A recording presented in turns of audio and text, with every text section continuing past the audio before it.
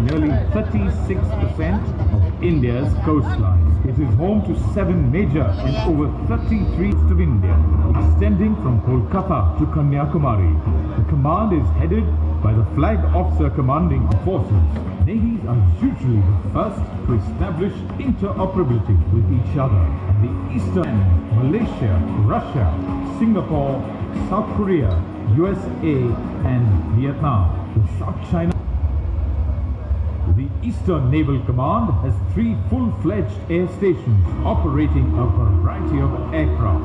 These include latest inductions such as the Hawk Advanced Jet Trainers and the Boeing P-8I Long-Range Maritime Reconnaissance Aircraft. Remotely piloted aircraft operating from our airbase at Ramnad keep an eagle's eye in the Pok Bay. The Eastern Naval Command has a niche amphibious capability in the form of an LPD and large landing ships. These ships come in handy for op logistics and HADR missions. Over the years, we have gained in experience and honed our expertise in the HADR field, and the response time to contingencies has improved substantially.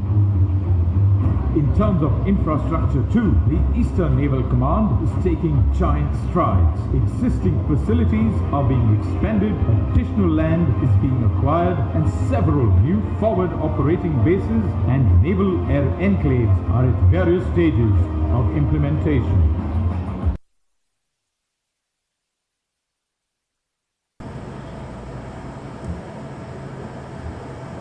Thank you, sir. Good afternoon, ladies and gentlemen. It's a Patnam to welcome the esteemed members of the media on board for the annual Navy Day Media Conference.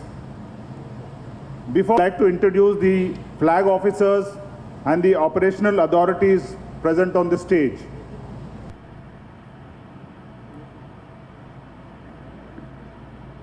In securing the maritime boundaries and interests of the eastern seaboard. Before we proceed with the interaction, may I now... Committed. A conflict deterrent. Atmanirbhar in the truest sense. The Eastern Fleet is one of the most capable blue water forces in the world. Protecting national interests above, on, and below the waters. A multi-dimensional, multi-spectral, and networked force that is combat ready, credible, cohesive, and future-proof. I am the Eastern Naval Command, securing the Eastern Seas for national prosperity always.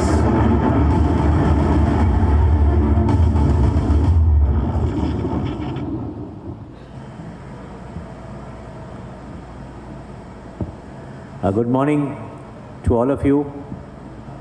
I welcome all the representatives of the reputed media houses who have joined us today to celebrate the Navy Day, which is going to happen tomorrow. And as a precursor to Navy Day, we have this customary interaction with the media in which we have the opportunity of telling you what the Eastern Naval Command has done over the past 1 year.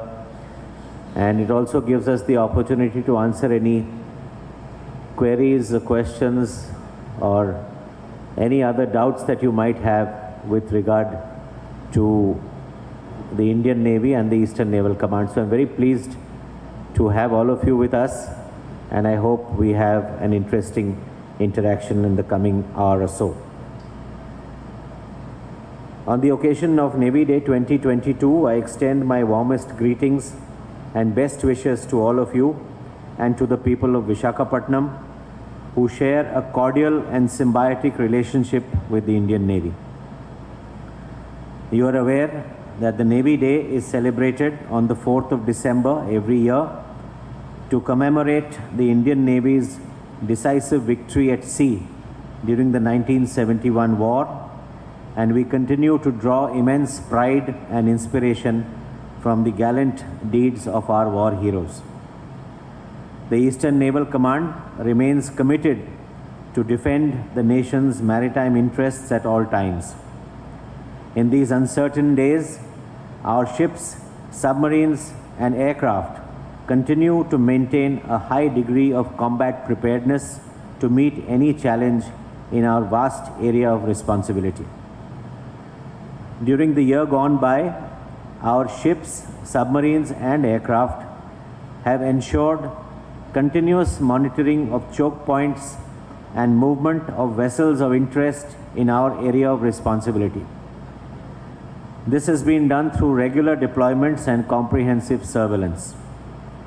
Our long-range deployments have stretched our footprint across the Indo-Pacific region, visiting more than 25 ports from the east coast of India to the west coast of the United States of America. We have participated in 13 bilateral and 5 multilateral exercises with friendly foreign countries towards enhancing our interoperability and maritime security cooperation.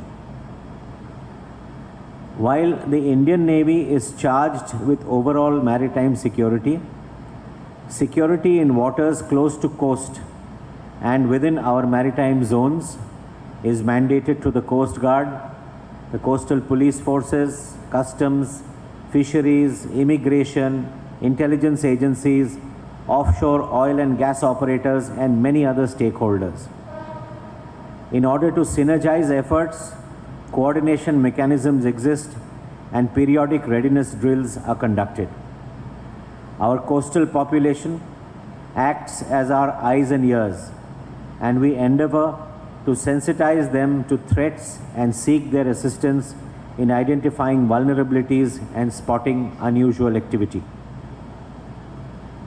We have also remained at the forefront in providing humanitarian assistance and disaster relief, as well as search and rescue.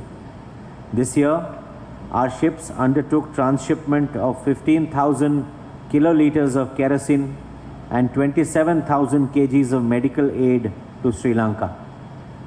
In addition, we delivered ambulances to Maldives and a patrol vessel to Seychelles. During the flood relief operations in the Eluru district in July this year, naval helicopters undertook more than 40 hours of flying operations, evacuating residents from inundated villages and delivering more than 18 tons of relief material over 4 days. Prompt assistance was also provided by naval teams in Odisha during the fire at Akhupokhara village in March and flood relief in Puri in August this year. In the Park Bay, several stranded fishermen were rescued in July and August. In addition, 7 search and rescue missions were also undertaken by naval helicopters in the Park Bay.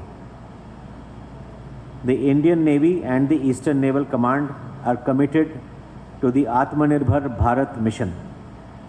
Towards fulfilling our indigenization needs, the Indian Navy has set up an umbrella organization called the Center for Indigenization and Self-Reliance at Coimbatore. Presently, 91 projects are being steered under the Make in India scheme through active involvement of over 100 startups and MSMEs.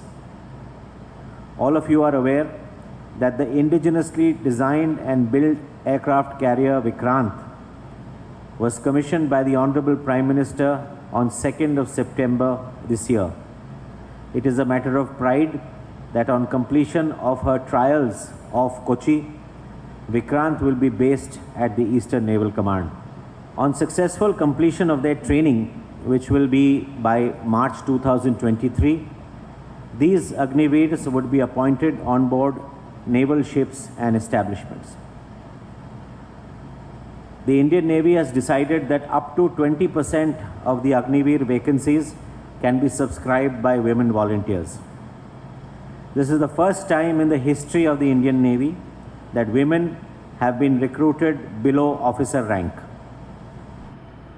You know, this squadron of MiG-29, there is a plan to have a squadron at Dega, and it will happen sooner or later, and definitely before Vikrant shifts this side. I expect that a few months before Vikrant eventually shifts this side, we will have the fighter aircraft based at Dega.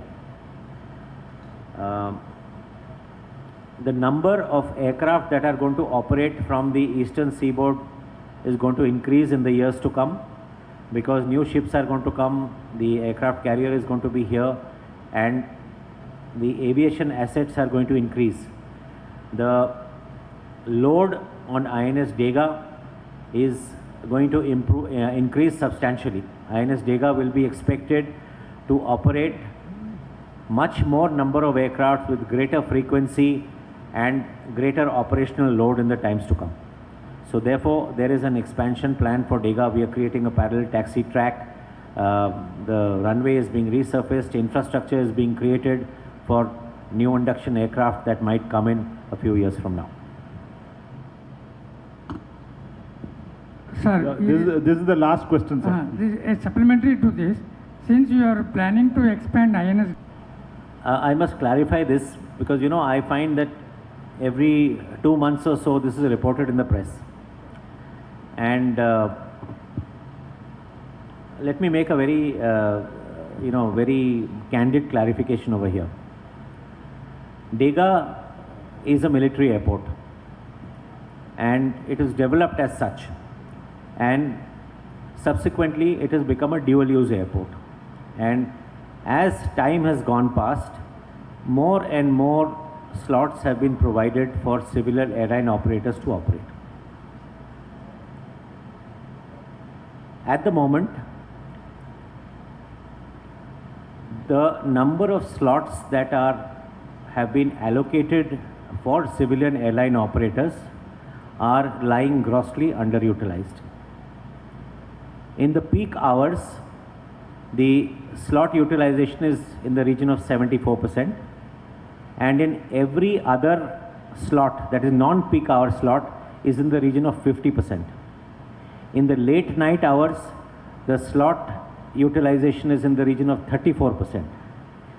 So whatever slots are currently available, there's great room for those slots to get utilized first, and thereafter it will be extremely difficult for the Navy to give more and more slots, because like I said, military flying is going to increase as days go by. We are also very happy that the state has plans to develop an alternate international airport. If that happens, then all these questions will even not arise, and most of the international traffic and domestic traffic will perhaps shift to an alternate airport. I understand that some NOC has been received from the center, and some work has seriously started for the development of the alternate airport, which you people are quite aware, I'm sure. Okay, thank you very much. I would now request all to proceed.